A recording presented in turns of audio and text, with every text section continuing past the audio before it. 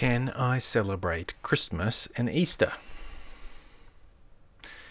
Some Christians take it for granted that we celebrate two major holy days, Christmas and Easter. We have not always had these holidays, nor do all Christians celebrate them. So what's the deal? Is it a good idea? The issue is further complicated by these holidays, or something like them, that were once associated with pagan worship. A cursory glance at the scriptures will teach us very clearly that we have no right to mix the worship of God with our own inventions, or mix worship of other gods into the worship of the God of gods. So, are we syncretizing, that mixing, pagan and Christian worship with Christmas and Easter? The basics.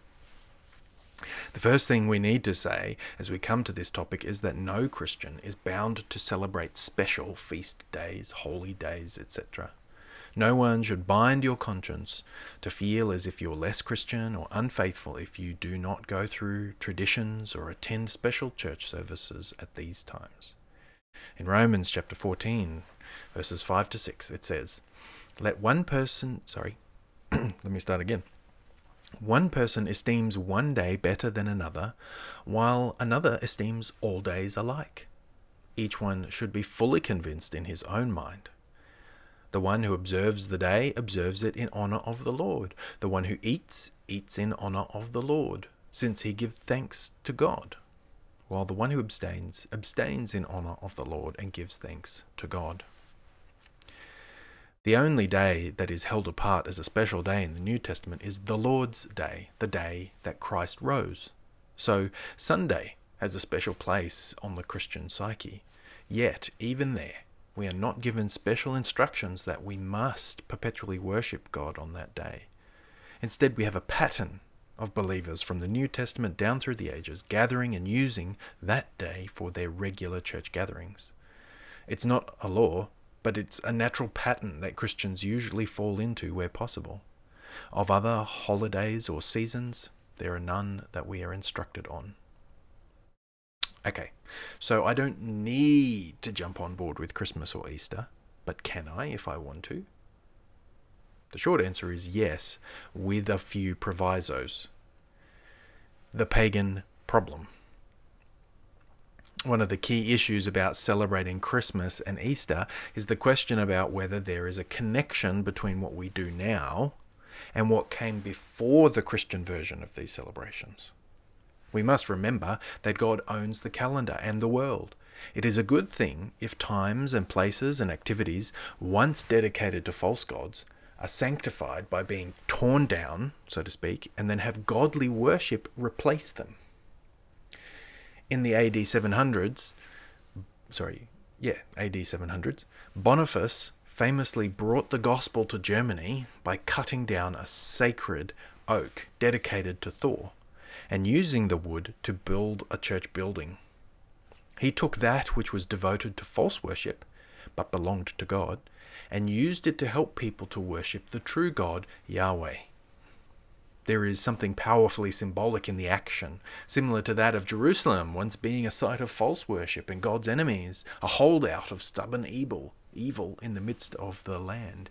Yet, it became the place where God met with his people in worship. In our calendar, any day is a good day to worship God through Jesus Christ. It's all his. That certain days and times of year have been misused in the past does not forever taint them from being used in a God-glorifying way after we have put away the previous use. A Muslim who converts to Christianity may still pray 5 times a day at set hours, but he will be praying to the true God, and his prayers will contain different content. His prayers have been redeemed. They are now sanctified and offered in proper worship where once they were not. He no longer faces a specific direction or does other ritualistic actions, yet he still kneels, he still prays aloud, etc., just as God permits and encourages his people to do. Many false forms of religion and worship contain elements of worship that mimic right worship of the Lord. These elements can be washed of their misuse and put to their proper use to glorify God. Note that even now we use the ancient pagan names for the days of the week, where each of them is as associated with pagan deities. For example, Thor's Day, we now call Thursday. Odin, or Woden's Day, is Wednesday. We understand that despite these ancient associations, we are free from the baggage that they carry, free to pursue the Lord and His will on earth as it is in heaven. We pledge no allegiance to them by using these names in this way. The etymology of Easter has to do with dawn, the coming of the light, which is what we see in the resurrection of Jesus Christ. That the word potentially has ancient roots associated with fertility worship does not mean that we are taking on board that in the remembrance of Christ's death, burial, and resurrection. In most languages around the world, Easter is instead called Passover, or some variation thereof. But whichever word we use, we're using it to designate a particular time that we set aside from the daily routines to remember and thank God for Jesus and His active obedience. I prefer to talk of Good Friday and Resurrection Sunday because it avoids any potential negative connotations, and English speakers would look at me funny if I called it Pascha or Passover. By the way, ancient fertility worship is tied to spring, and in the Southern Hemisphere, down here, we celebrate Easter in autumn, so there's even more disconnection for potential ancient pagan associations. The content of our celebration. So, we're free to, or not to, have special days of worship. Times, seasons, language, all belong to God and can be redeemed for His service. The last thing we need to note is that the content of our worshipful celebration needs to be aligned with what God says. When pagan people become Christians, they don't just swap out the words for their false gods with the name of the true God and just carry on. No, their old ways of worship are given up, and the new, pure and true worship of Yahweh replaces it.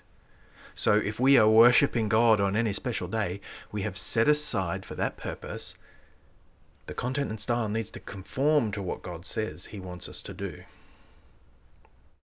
Giving eggs and toys are not part of the worship of God and should not be confused with it. Speaking of which, we should examine the secondary traditions we have around these celebrations and make sure they fit inside the envelope of Christian freedom.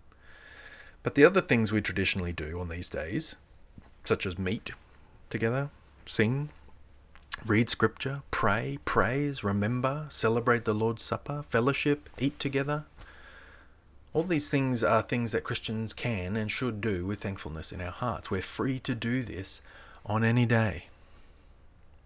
If our society has a habit of celebrating some particular sin or evil on one day, it is no sin to celebrate godly things in a godly way on that same day as an alternative to what others are doing.